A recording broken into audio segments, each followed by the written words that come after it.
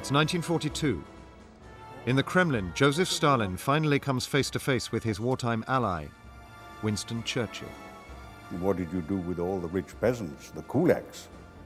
And it isn't always a meeting of minds. Мы их перебили.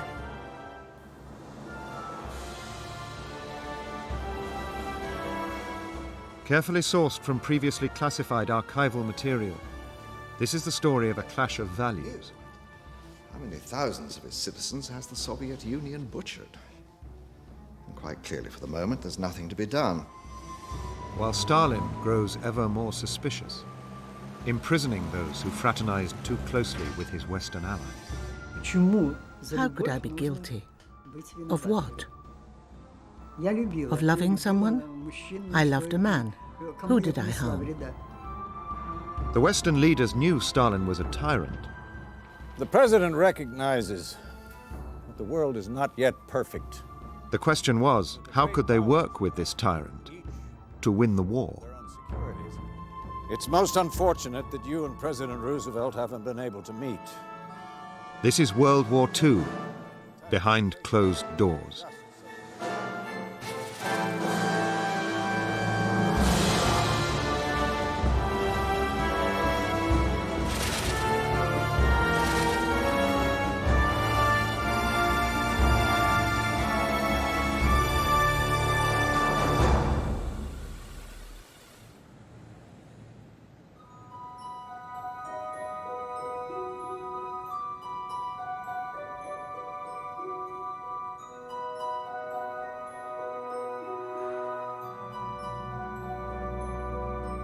On the 28th of June 1942, the Germans launched a massive offensive across the steppes of the Soviet Union,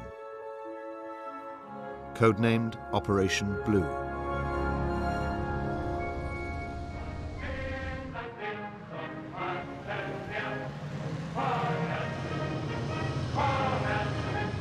Within 4 weeks, the Germans had pushed 500 miles east, further into Soviet territory.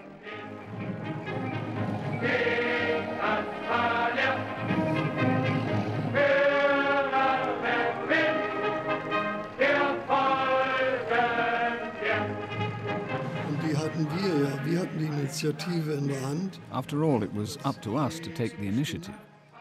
We determined the proceedings, while the Russians tried to find a way out of their dilemma. And I can only say that we were inspired by the belief and conviction that we would succeed in whatever we did. The German force was split in two. Army Group B headed towards Stalingrad on the River Volga, whilst Army Group A advanced southeast towards the oil fields of the Caucasus.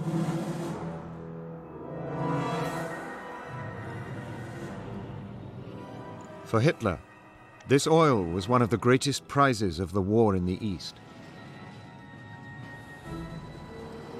Which is why Nikolai Baibakov was called to an urgent meeting with Stalin, shortly after the Germans had launched their massive summer offensive.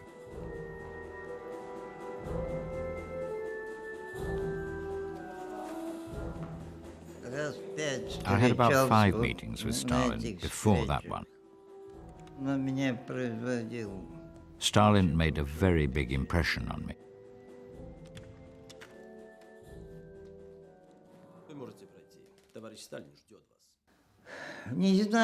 I don't know if I was afraid or not, but I felt a great respect for him.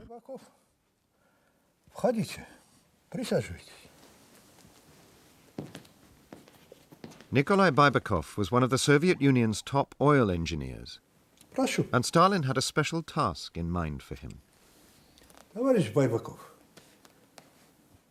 нужно сделать все, чтобы ни 1 грамм нефти не достался немцам. Имейте в виду, если вы оставите немцам хоть 1 тонну нефти, мы вас расстреляем. Но если вы уничтожите промыслы раньше времени, а немец их так и не захватит, мы вас тоже расстреляем.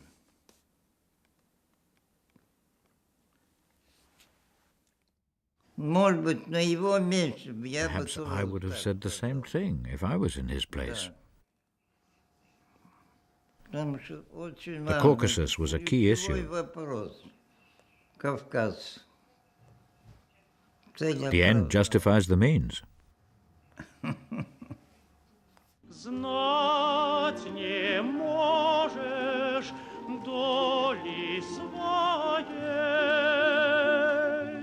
As the Germans advanced towards the Caucasus and Stalingrad, they captured more than 500,000 Soviet prisoners.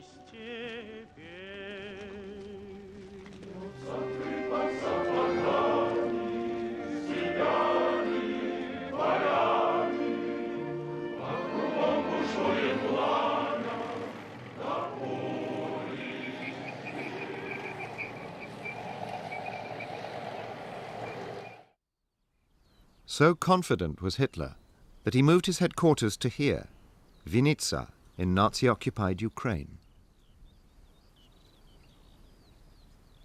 For Hitler, the campaign in the East was a war of annihilation, fought against subhumans. And he openly talked of his epic racist plans for the new Nazi empire here in the East. We should educate the natives just to be able to read road signs, so they can get out of the way of our tanks. But on the 12th of August 1942, the Soviet leadership thought help was on the way.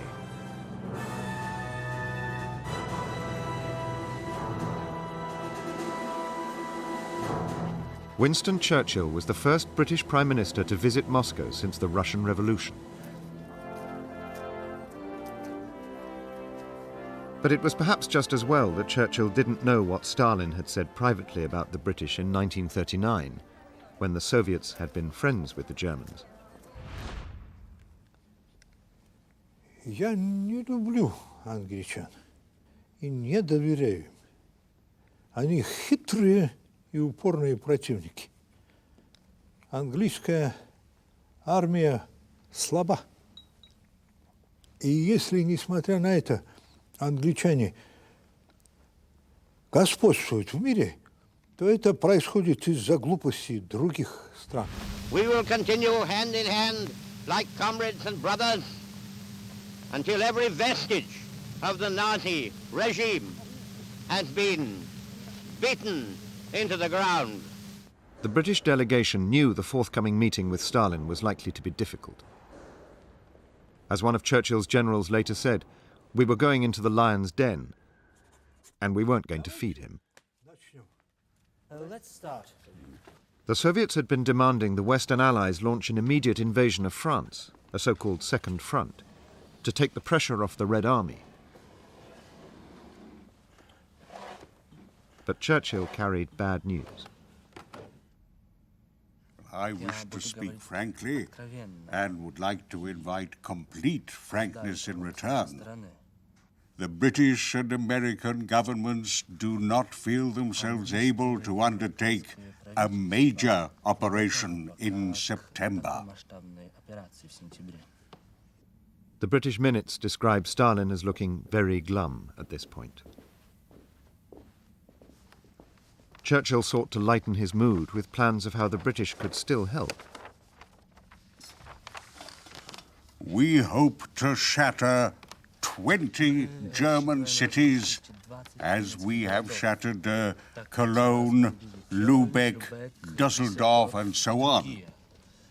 More and more aeroplanes and bigger bombs. If need be, as the war goes on, we hope to shatter almost every dwelling in every German city.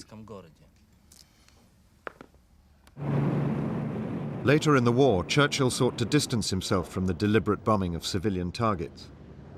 But in the meeting with Stalin, he was enthusiastic about the campaign, saying, "We seek no mercy, and will show no mercy."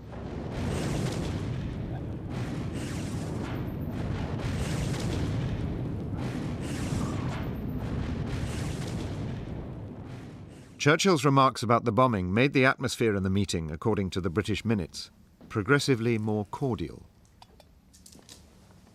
something that was further helped by Churchill's news that there would be a sort of second front after all. Just not where Stalin had expected it. We will seize the north coast of French Africa, the whole of it. 250,000 men have been set aside for this purpose. Да поможет вам Бог в этом. But the atmosphere worsened the next day. Stalin sent Churchill a note accusing the British of breaking an alleged promise to mount a second front in 1942 and taking action that prejudices the plan of the Soviet command. The mood was grim, something that wasn't reflected on the newsreels. There's not the slightest doubt that the President of the Council of the People's Commissars, in other words, Joseph Stalin, and Prime Minister Winston Churchill got on tremendously well. It could hardly be otherwise between two men of such outstanding experience and ability. Off-screen, there was yet another subject of disagreement. The Arctic convoys to the Soviet Union had suffered severe losses and had recently been postponed. Something Stalin was still sore about when he dined with Churchill on the last day of the British visit. Может быть, английский военно-морской флот не имеет чувства гордости? You mistake it from me that what was done was right. I really do know a lot about the Navy and Sea War. Значит, я ничего не понимаю в этом. Russia is a land animal. The British are sea animals.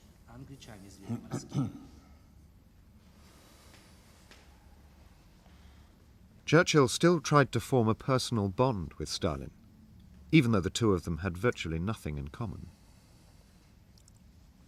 Have the stresses of this war been as difficult for you personally as carrying through the policy of collective farms? Войны так же тяжелы для вас лично, как и проведение коллективизации.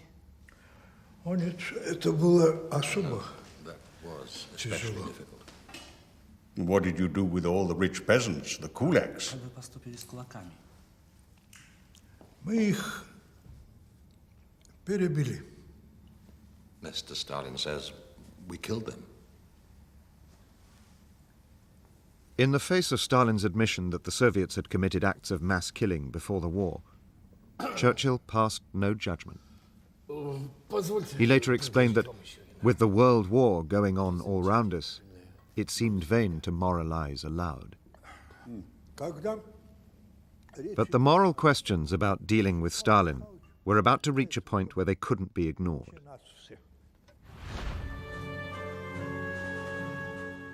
In 1939, the Soviets had imprisoned several thousand Polish officers.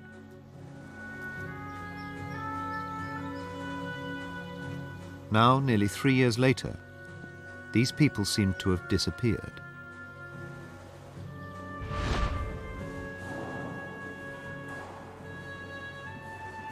It was a mystery that understandably obsessed the many Polish soldiers who were serving in the British Army. General Anders, commander of the Polish Second Corps, caught up with Winston Churchill when he stopped over in Cairo on his way back home after the meeting with Stalin.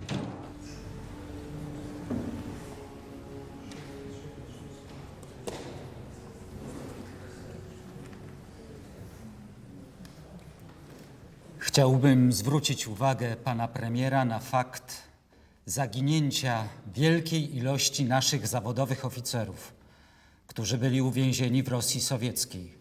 Nie udało mi się uzyskać żadnych wiadomości o nich. It may be that the Russians are averse to letting the officers go for fear of the stories they might spread about their treatment in Russia. Nie ma żadnego poczucia sprawiedliwości ani honoru w Rosji Sowieckiej. Ani żadnego człowieka w tym kraju, którego słowu można by wierzyć. Well, I must say, General, it would be very dangerous to use such language in public.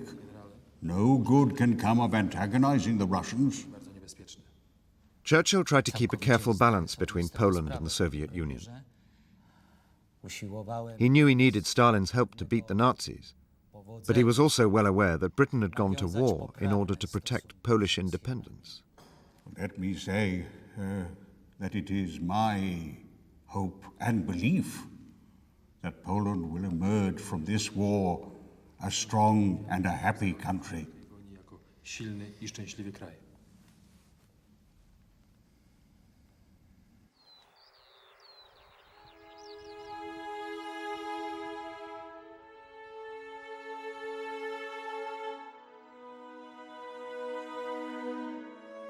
Meantime, the soldiers of German Army Group B neared their goal.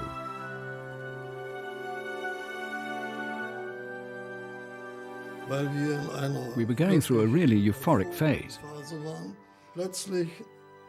Suddenly, like a surprise, there was a broad silver ribbon, the Volga.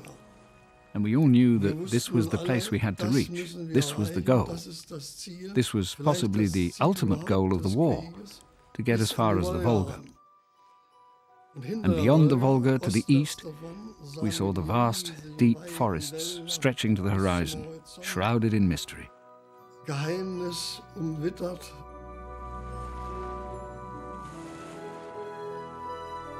It was an impressive and imposing sight, standing on the borders of Asia, saying, "We are standing at the Volga." And at that point, we were totally confident of victory. Stalingrad!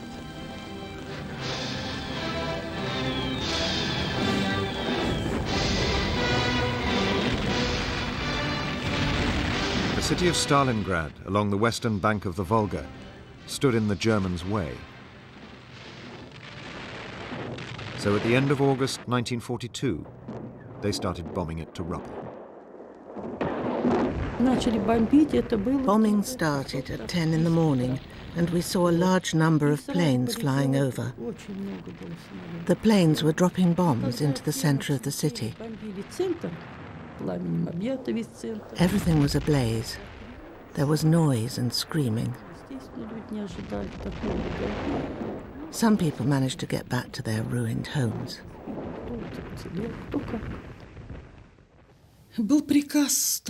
It was Stalin's order not to surrender Stalingrad.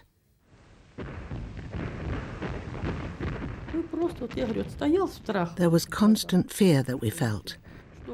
We wanted to survive the war. We were just always wondering where to get food. We were constantly hungry.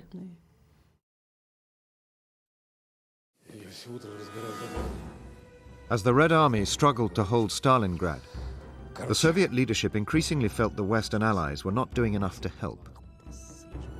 And they were now so bitter that they allowed open ridicule of their allies to appear in the Soviet press. Boris Yefimov, a newspaper cartoonist, did his best to capture the mood of the country. A suspicion that the Western Allies were just standing by and letting the Soviet Union and the Nazis bleed each other to death. My feeling about Churchill was the common one, that he was seen as a man who was very difficult to trust.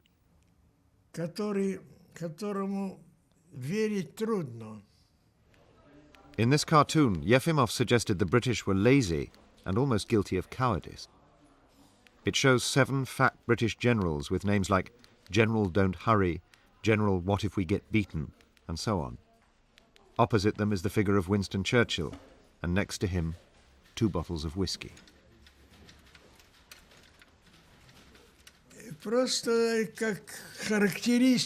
It was just his personal characteristic. Everyone knew that Churchill started every morning by drinking a large measure of whiskey.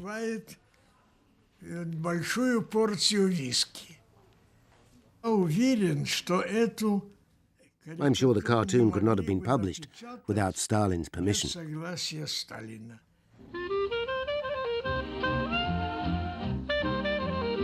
But in the West, Stalin was increasingly portrayed as a hero. In the United States, Time magazine put Stalin on the cover as Man of the Year for 1942. The citation concluded, Stalin's methods were tough, but they paid off. And Life magazine, a few months later, described Stalin's secret police, the NKVD, as a national police similar to the FBI. Too many people had too many rosy spectacles, views of Stalin, and the American people, the public at large, were quite unaware of the Soviet purges and of the relocation of tens of thousands or hundreds of thousands of people. It was necessary for the American leadership, the government, the president, to have a sense of realism about the Soviet Union. The public at large, it was not really essential for the public at large to know that. Why not?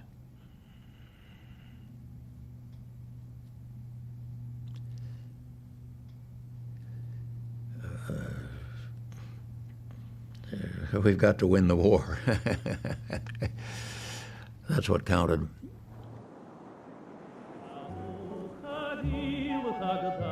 But during the war, here in the port of Molotovsk, lived some Americans who knew the truth about Stalin's regime. They were Allied sailors, waiting here in the north of the Soviet Union for return convoys to form. They saw how much of the work in the city was performed by political prisoners, and the Soviet authorities didn't try to hide how they were treated. One day, several American sailors stood here and watched as a column of prisoners marched by. This cigarette was thrown on the ground, and this political prisoners in the line of march stepped out to pick it up, to smoke it, and he was killed. He was shot by the guard. And he was left to lie there. That was the thing that got me more than anything else. Dead and just lying there on the side of the street, on the side of the walk.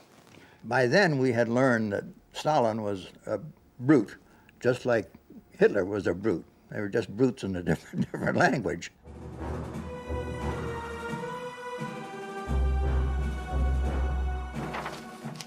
Brutal as he was, Stalin was beginning to show that he might be capable of leading the Soviet Union to victory.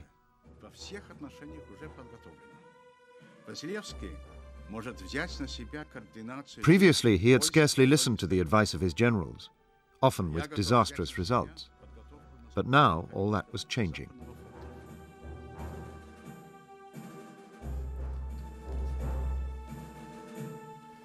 Хорошо. Я согласен с вашим планом.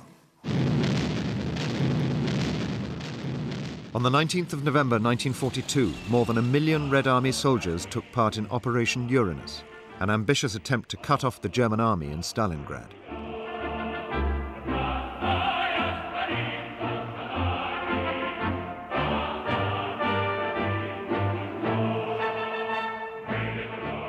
It was a triumph.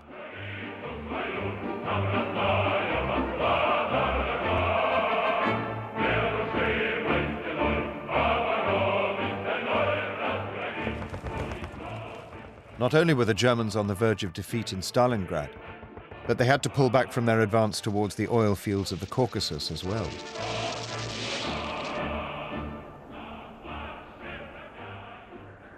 Here in Stalingrad, as the Red Army pushed forward into the city, they came across the few civilians who had survived in the ruins. One of the soldiers opened the doors to our room. My brother shouted out, "Don't kill us, we're Russians." The soldier said to the others, "Lads, the kids are in here." When they saw us, they started crying.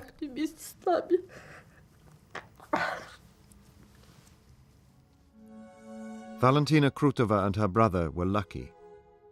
The death toll at Stalingrad was immense. Even today, the spring thaw brings new bones from the earth in the fields around the city. Around 500,000 Red Army soldiers died here. More people than the British lost in the whole of the war. Yet Stalin saw little sign of the long-awaited Second Front. and though Western aid via the convoys was now increasing, Stalin still believed that his allies didn't really care about the extent of the Soviet sacrifice. The atmosphere was so bad that the British ambassador to Moscow even suggested that Stalin might make a separate peace with the Nazis if the Soviets weren't given more help. And now the Soviet relationship with the West was about to be tested further, almost, indeed, to breaking point.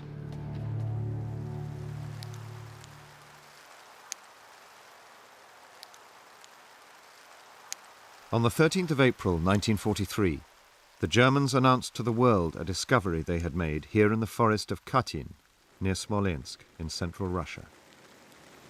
Und schon werden übereinander gestapelt wie Tuchballen die Stiefel toter Soldaten sichtbar.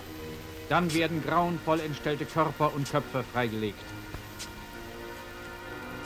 Ermordete Offiziere. Sie wurden seit Jahren von der polnischen Bevölkerung vermisst. They had found the mass graves of several thousand of the missing Polish officers, and they eagerly showed off the evidence. The stench was bad. When we came, the Germans were removing a layer of earth about a meter thick. And then there were coats, bodies and coats, lying there in a row. And they were feeling these bodies, checking the pockets, removing flasks, removing watches. And the Germans set up a museum further out. The Germans wanted witnesses. They wanted us to act as witnesses for history.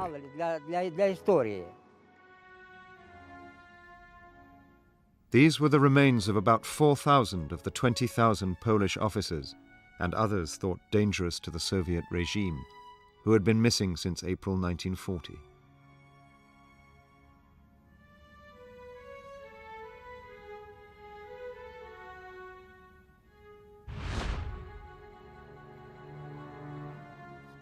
In March 1940, Stalin and other leading members of the Politburo had signed the document which led to the murders, though the Soviets officially denied they had committed the crime until 1990. As well as the Polish officers, Stalin had wanted other leading citizens of occupied Poland to be murdered at the same time, like Mikhailo Griniev, a prominent lawyer of Ukrainian descent. He was an extremely kind man, and I'm not just saying this because he was my father. This was his nature. I felt very sorry for my father.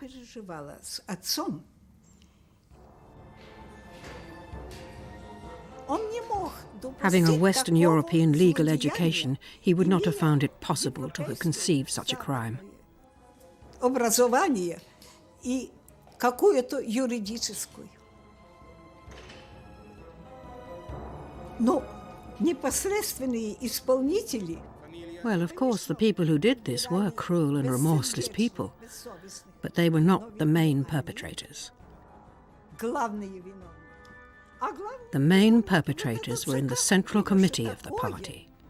They were the ones who committed the crime to top all crimes, as the Poles would call it. They were the ones who tried to cover it all up.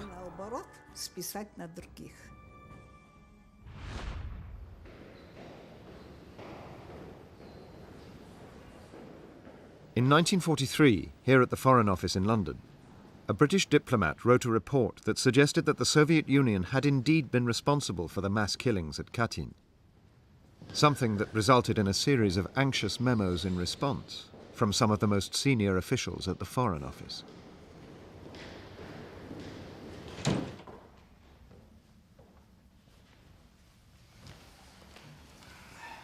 Well, gentlemen, it is obviously an awkward matter when fighting for a moral cause that our allies are open to accusations of this kind. It is our intention to deal with war criminals. Yes. I confess that in a cowardly fashion I had rather turn my head away from the scene at Katyn for fear of what I should find there. I think no one has pointed out that on a purely moral plane this is not new. How many thousands of its citizens has the Soviet Union butchered? And quite clearly for the moment there's nothing to be done.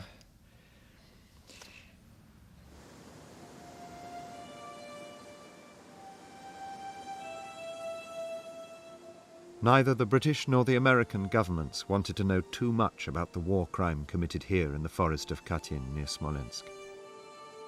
And if their ally, Joseph Stalin, had ordered the murders, they preferred the world not to know. Churchill wrote in a confidential note in April 1943 that there is no use prowling morbidly round the 3-year-old graves of Smolensk.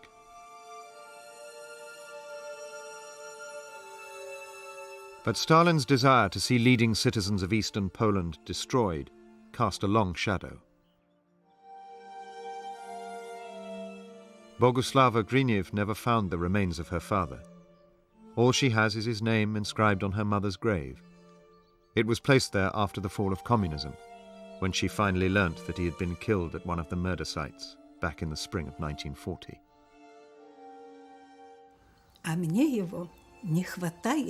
I have missed him throughout my life. I've really missed my father throughout my life.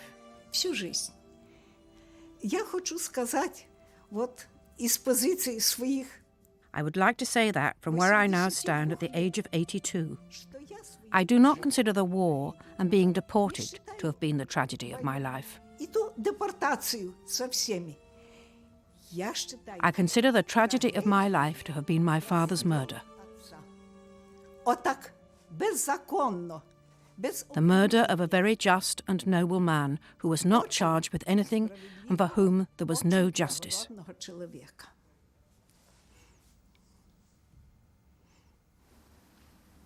Stalin blamed the Germans for the murders, and because the Poles didn't go along with his version of history, he broke off diplomatic relations with the Polish government in exile.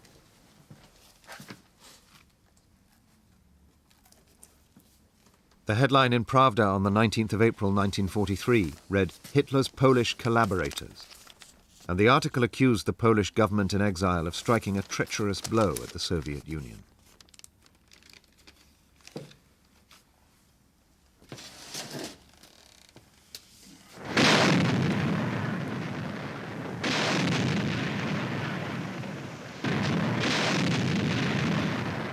Meantime, Churchill had kept his promise to Stalin. The British and Americans had opened a kind of second front in North Africa. The Yanks are ready. The doughboys are spread out for miles behind every tree and shrub, ready to strike the enemy or repel infiltration.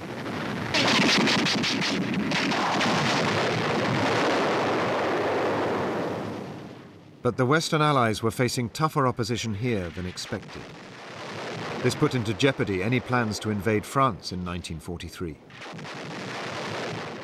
The real second front Stalin so craved. And so Churchill travelled to Washington for a meeting with President Roosevelt in May 1943. The Russian effort is prodigious and places us in their debt, a position from which we would like to emerge. But as I have already mentioned, the best way of taking the weight off the Russian front in 1943 is to get or knock Italy out of the war. This would force the Germans to send a large number of troops to hold down the Balkans. With regard to taking weight off of Russia, the United Nations should continue with a strategy which compels the Germans to fight. For that reason, I question... There was clear conflict between Britain and America over what to do next. Churchill now wanted to invade Italy, but the Americans had other ideas. The most effective way of forcing the Germans to fight is by carrying out cross-channel operation. The reality was that Roosevelt's relationship with Churchill was a good deal less cozy than the propaganda of the time portrayed. Or some parts of it. I think Churchill thought at times he was handling Roosevelt. Roosevelt was pretty confident all the time he was handling Churchill. You couldn't read Roosevelt the way you could read Churchill. Almost at the same time as Roosevelt was trying to handle Churchill, he was doing his best to handle Stalin as well. Thank you. Just days before meeting Churchill, Roosevelt had written a letter to be hand-delivered to the Soviet leader. Shall we begin? And he had been careful to keep the contents a secret from the British. My dear Mr. Stalin, I am sending you this personal note by the hands of my old friend Joseph E. Davis. It relates only to one subject. Roosevelt had chosen his messenger carefully. Joseph Davis, a rich lawyer, had been American ambassador to Moscow in the 1930s. Now, accompanied by the current American ambassador, he entered Stalin's office at the same time as Churchill was visiting the American president in Washington.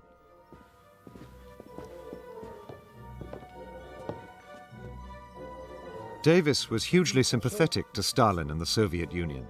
I'm glad to present Mr. Davis to you, Mr. Stalin. He hadn't just written a positive book about his time in Moscow. He'd also seen it recently turned into a feature film.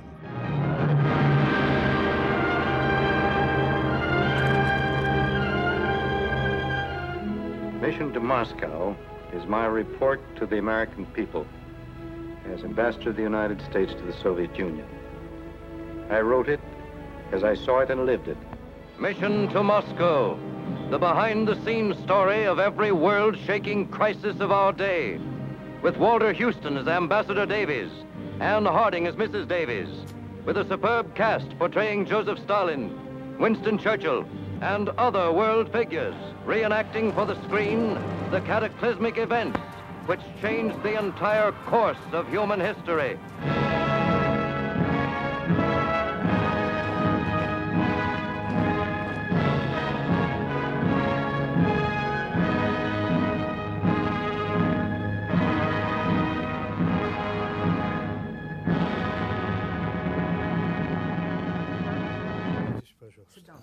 Thank you.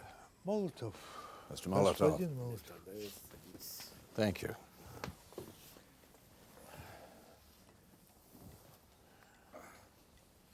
It is vital to the war and to a post-war peace that our governments, despite ideological differences, can work together.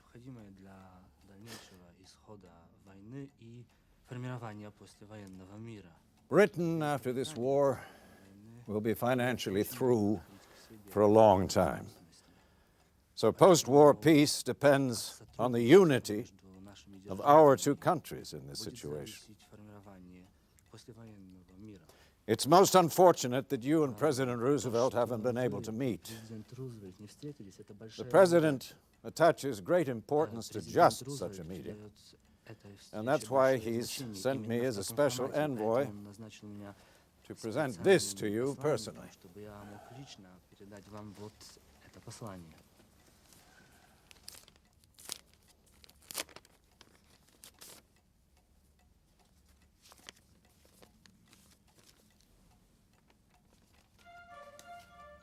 The letter invited Stalin to a private meeting with Roosevelt. And it was clear from the list of possible locations Roosevelt suggested for the encounter that the American president specifically wanted to exclude Churchill. Идея встретиться в Исландии мне не нравится, так как для нас обоих это означает довольно тяжелый перелет. К тому же, откровенно говоря, нам будет трудно сделать это, не пригласив туда же премьер-министра Черчилля. В связи с этим я предлагаю встретиться... Roosevelt wrote that his preferred meeting place for just the two of them would be either Siberia or Alaska. Удачи, всегда искренне ваш Франклин Делано Рузвельт. Roosevelt was desperately anxious to meet Stalin face to face without Churchill present. Then, he thought, it would be easier for him to work his magic and handle the Soviet leader. Думаю, ваш президент прав.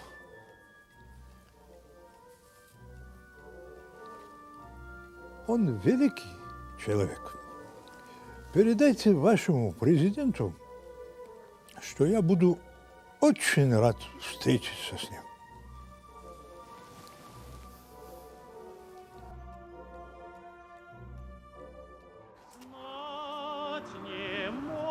The feature film Mission to Moscow was a mockery of the truth. It showed nothing of the fear and suspicion that really existed in Soviet society. A wrong word, a meeting with the wrong person, could end in disaster. When one tried to meet Russians, you could see they were very afraid of meeting foreigners. There was this sort of shadow over them, and one felt it the whole time. One felt desperately sorry for them. As a member of the military mission to Moscow, Hugh Lungi always suspected that the Soviets were spying on the British.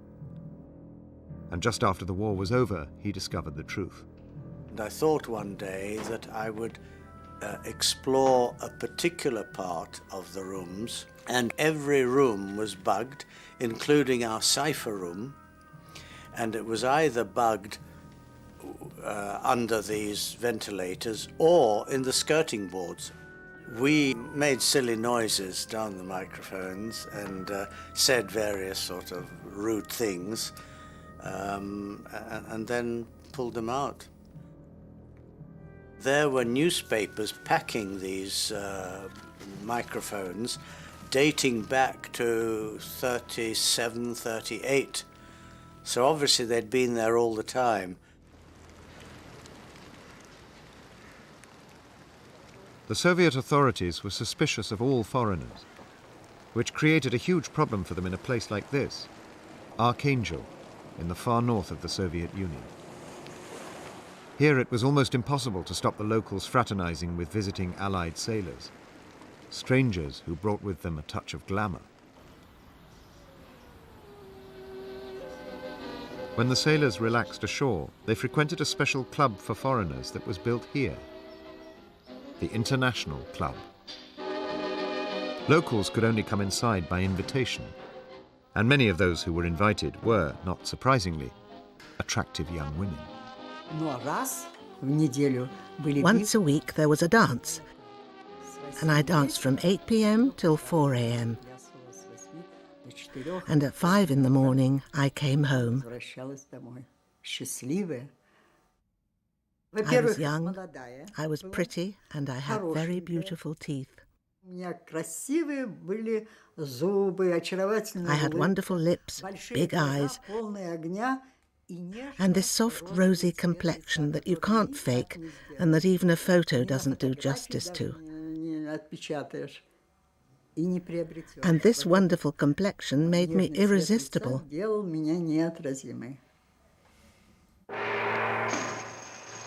They showed films, and I saw really lovely films there.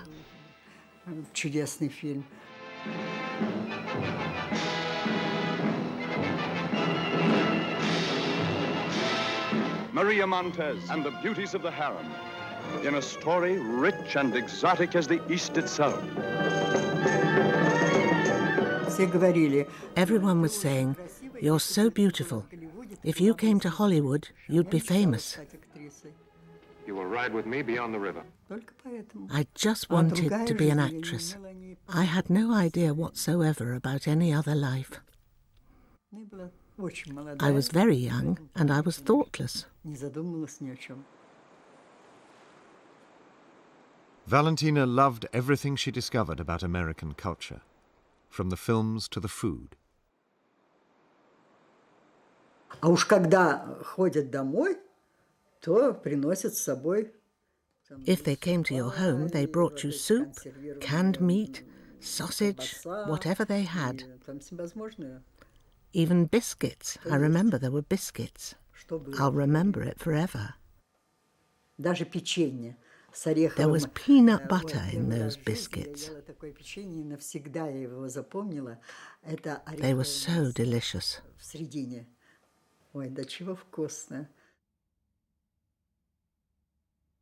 Intoxicated by all things American, Valentina fell in love with a sailor from Brooklyn.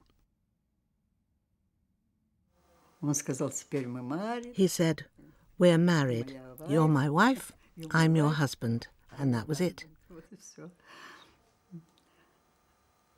Later, he sent me letters from America, from Brooklyn. He didn't know I was pregnant. I didn't tell him about it. Valentina's relationship with the American sailor was an example of just what Stalin didn't want to happen. The Soviet Union might be allied to the West, but in the first half of 1943, Stalin's suspicion and distrust of his allies was almost boundless. When it came to official relationships, it was an absolute freeze. It was terrible, hostile, and also the media were hostile to us. Obviously, people thought that they were not being helped because in 1943 it was the turning point, but it was a crunch point. Back in Washington, in May 1943, Roosevelt and Churchill made a decision that they knew would anger Stalin still further. There would be no cross-channel invasion of France, no second front, until the following year, 1944. And having made the decision, the question was how to tell Stalin the bad news. One evening when I was a lone officer in the map room on night duty, there was a tap at the door, and then a whole gaggle of people came in. The Prime Minister, the President, and the chiefs, the British and American chiefs of staff. They had to settle down and to answer this latest demand from Stalin. What are you going to do next? Sir John Dill, who was chief of the British mission in Washington, wrote drafted an evasive answer, passed it across the desk. General Marshall and Admiral Leahy did some tinkering with the words. We knew the answer would not please Stalin, and it did not. The cable to Stalin was eventually transmitted on the 2nd of June. But the new date for the invasion of France, in the spring of 1944, appeared only at the very end of the long document.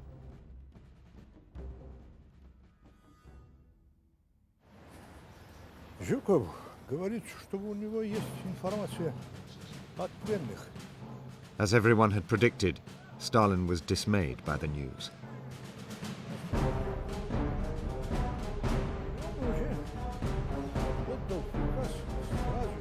He saw it as further evidence that the Western Allies were leaving the Soviets to face the might of the German army almost on their own.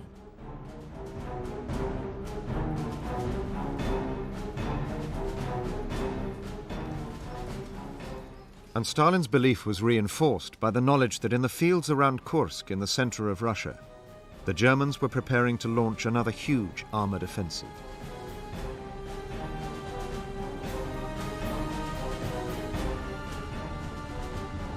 The Germans planned to commit nearly 3,000 tanks and assault guns to the battle, including a number of the powerful new Panther tanks, as well as 400,000 men.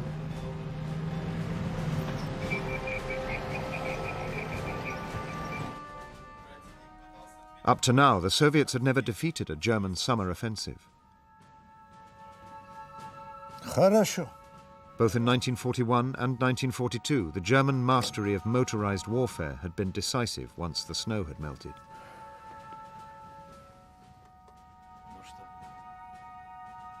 Now, whether or not the Red Army could hold the Germans at Kursk became one of the most decisive questions of the whole war.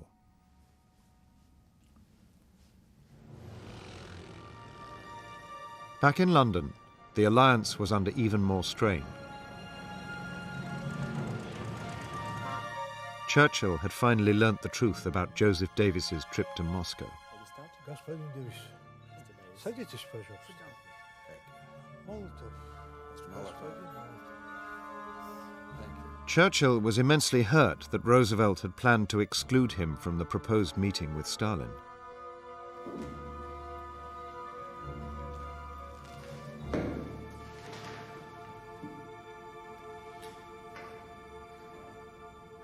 You must excuse me expressing myself with all the frankness that our friendship and the gravity of the issue warrant.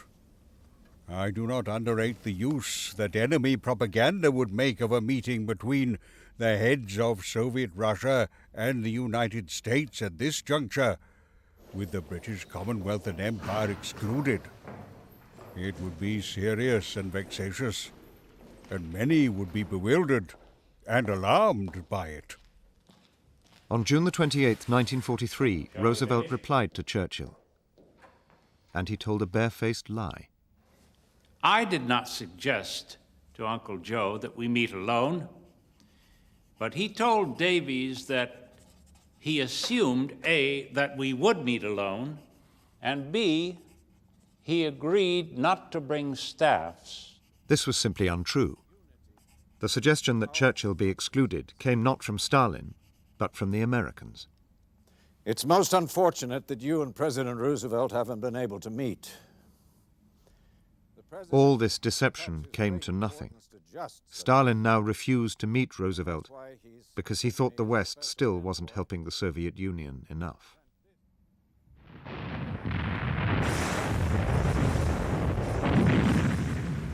The battle at Kursk began on July the 5th, 1943.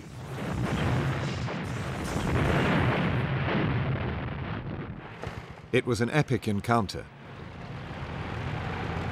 More than 2.5 million troops fought across an area nearly the size of Belgium.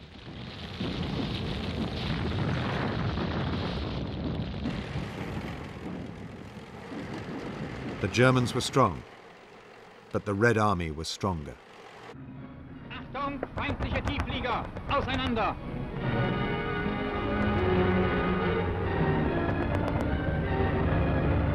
At Kursk, thanks to better equipment, advanced knowledge of the German plans and improved battlefield tactics, the Red Army forced the Germans back. It wasn't until then that we truly understood how strong the Russians were. One didn't want to believe it before, but now the pessimistic view was the war was lost. It was over.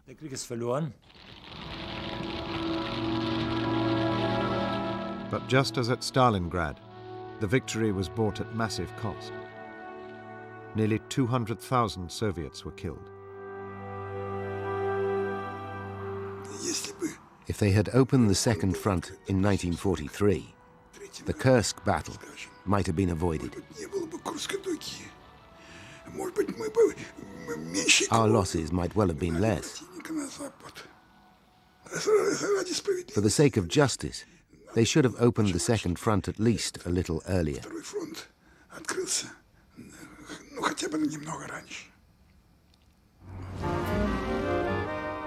The Western Allies, who hadn't felt in a position to mount the Second Front before, had now committed to a cross-channel attack in 1944. American soldiers soon flooded into Britain in preparation for the biggest amphibious offensive ever attempted, an operation that would become known as D-Day. But Stalin's suspicions about the intentions of his Western allies remained. Indeed, they were growing.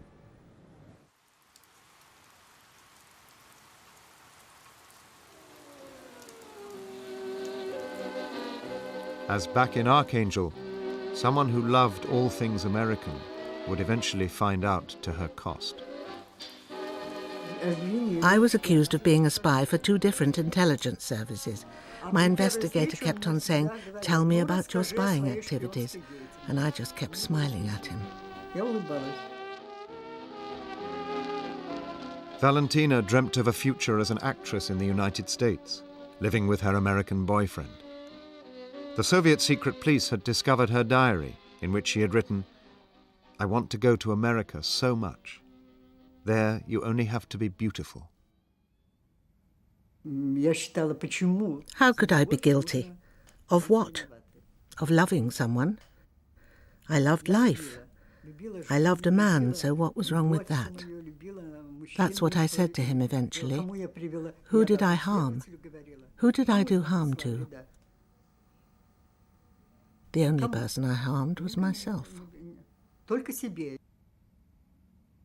Valentina's mistake had been to fall in love with an American. She was sentenced to 6 years in a gulag. She was not to be the only victim of Stalin's growing mistrust of the West.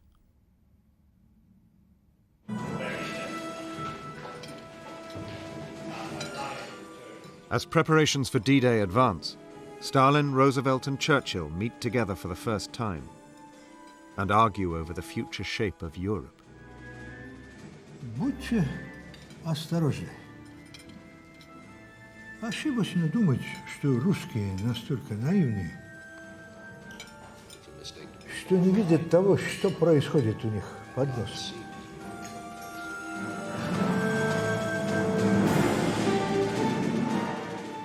While Stalin's secret policemen perpetrate one of the biggest and most cynical cover-ups in the history of the 20th century.